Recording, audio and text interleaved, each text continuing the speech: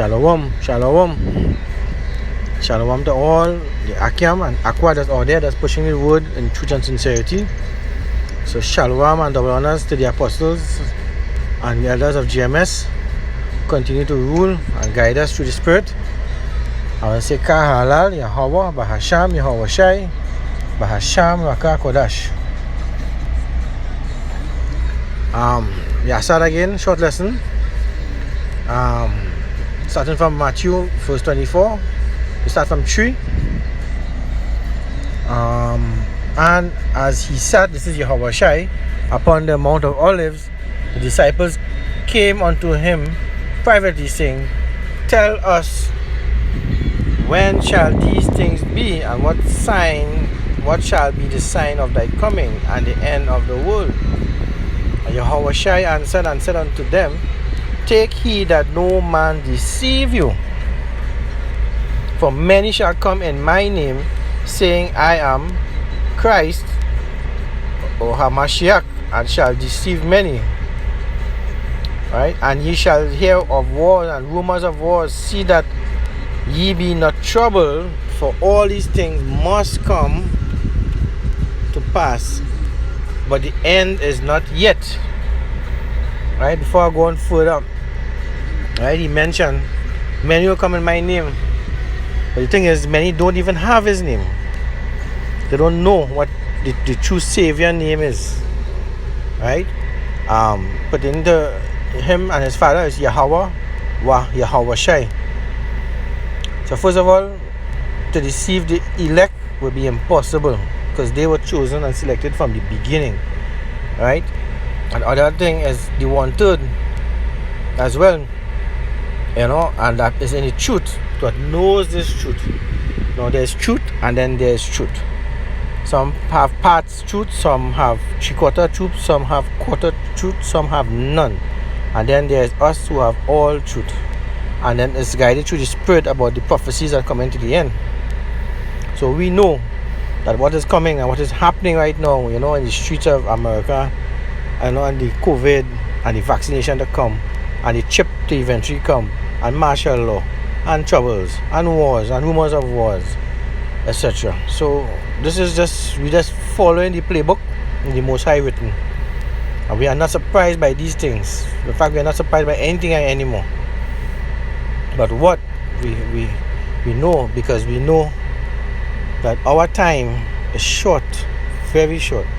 And we see the ending prophecies here, as Taha said, this is a year of prophecies.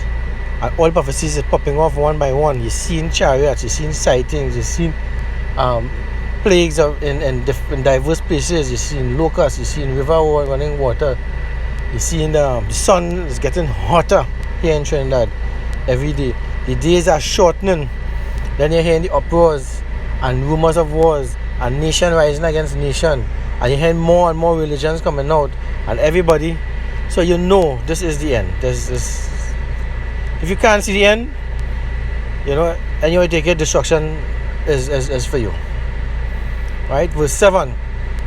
For nation shall rise against nation, and kingdom against kingdom, and there shall be famines and pestilences and earthquakes in diverse places. Right? All this is going on. Some happened before, some here, some repeat itself, same came back. There's a lot of earthquakes and hurricanes recently in the past few years. So everything the Most High is visiting, and that shows you that it's coming on to the end. Right? So all these are the beginning of sorrows. All that are past is only the beginning of sorrows, because the true test coming up is when the full Jacob trouble is on and the hour of temptation is at hand.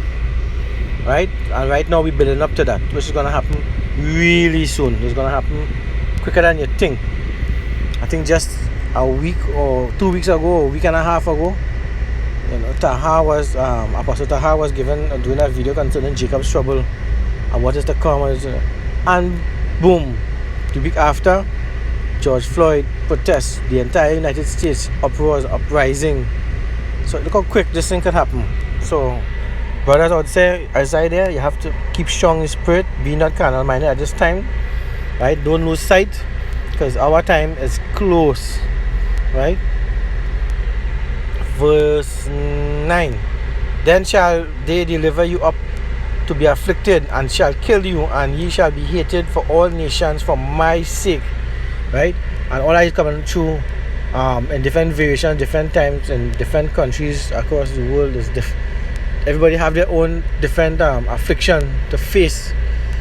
Some is through poverty and famine, through this COVID-19, pandemic, and losing your job and losing your house, vehicles. Some affliction is actually directly through the prophets that we got in the streets. When they come up to us and give us that ultimatum. Some other affliction could be either be sickness, of the bodies, etc. Some of us will be in prison, will be killed for the word. So just gird up your loins. You know what time it is, and this flesh is nothing. Right? Verse 10. And then shall many be offended, and shall betray one another, and shall hate one another. And already you see some sifting for men in the truth. The tares, the wheat. Right? So as one of the apostles did say, there are a lot of wicked men in GMS. So we already starting to see the sifting start to begin. 11. And many false prophets shall arise and shall deceive many, and because iniquity shall abound, the love of many shall wax cold. Right? So hatred will start to become upon the earth. And right now you're seeing this separation between, let's just use what they call it, blacks versus whites. But it's really and truly is nation against nation. Right? And our nation is built up in 12 tribes. So you'll see a whole variety of if you want to say colors, but brown, red, white, black, Asian, Hispanics, Latin, God, Mexicans, Indians, and there's so much of Israel. It's really hard to trace back where we all come from, but through the word, through the spirit, through the blood, we all know who we are. Verse 13. But he that shall endure unto the end, the same shall be saved. So which is why I said you have to gird up your loins, because we have to see this through the end, and not only see the prophecies, but also keep pushing the word. Right? And verse 14. And this gospel of the kingdom shall be preached in all the world for a witness unto all nations, and then shall the end come. And this, I think, was basically fulfilled, with the help of the unicorn, the internet, and pushing this word, which is why you have to keep pushing these videos. You're going to reach way faster than you going on the streets. So you just keep pushing, right? And here he said, verse 14, now the world and the truth is out there, and it's in all four corners of the world because of the unicorn, and now the end shall come, and now the end started. Right? It's not just an overnight thing, it's a build up. It's not an easy end. It's like watch those movies when you catch a good guy, you want to torture them first before you kill them. You don't just want to kill them. So this is what happening here coming on to the end. Right? We've been tortured and tried as goal, right, to prove ourselves, to make it into the kingdom. Verse 15. When ye therefore shall see the abomination of desolation spoken of by Daniel the prophet, you can also read that in Daniel 12, right? It will give you an idea what's happening now. Stand in the holy place, whosoever readeth, let him understand. Then let them which in Judea flee into the mountains. And some of us in the peak of Jacob's trouble, and even our temptation, some of us will have to flee into the mountains, that can be. But have no fear, because the Most High will be there with us to guide us, feed us, and keep us safe. Verse 17. Let him which is on the housetop not come down to take anything out of his house, neither let him which is in the field return back to take his clothes. And woe unto them that are with child, and to them that give suck in those days. But pray ye that your fight be not in the winter, neither on the Sabbath day, for then shall be great tribulation, such as was not since the beginning of the world to this time, nor ever shall be. Right? And as we see in There's no greater tribulation as what's happening right now from the beginning to this time, and will never be after, because after this we just go on to New Jerusalem, you know, the new world. This is this is the end of Esau's world and the beginning of Jacob soon to come. Right? And except those days should be shortened, there should no flesh be saved. For the elect saved, those days shall be shortened. And we see how time just started to speed up. You know, before you blink your eye, again, it's a year gone. We just did Passover last year, and then we just did it again. And much months gone over Passover, and time is flying. Right? And this is just for the elect's sake. Right? If any man shall say unto you, Lo, here is Hamashiach, or there, believe it not.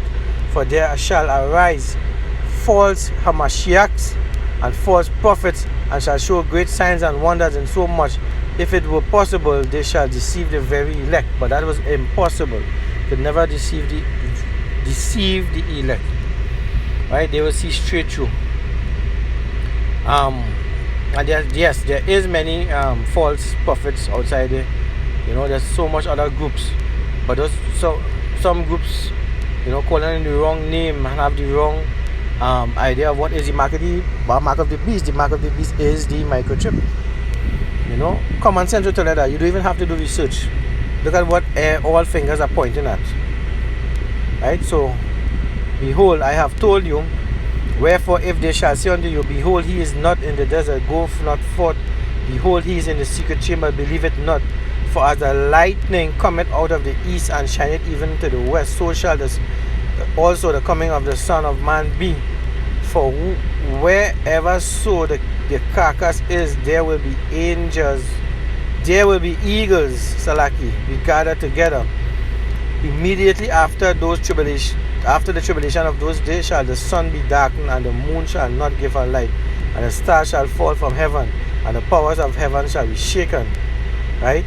And then shall appear the sign of the Son of Man in heaven, and then shall all the tribes of the earth mourn, and they shall see the Son of Man coming in the clouds of heaven with power and great glory. And he shall send his angels with a great sound of trumpet, and they shall gather together his elect from the four winds, from one end of the heaven to the other. Right? So basically, he was telling them what is to come in the end, the disciples, what is to come in the end of the world. And most of the stuff there in parables some have already passed, some is happening right now, and some is soon to come. So it shall not tarry. So with that, I want to say shalom until the next time.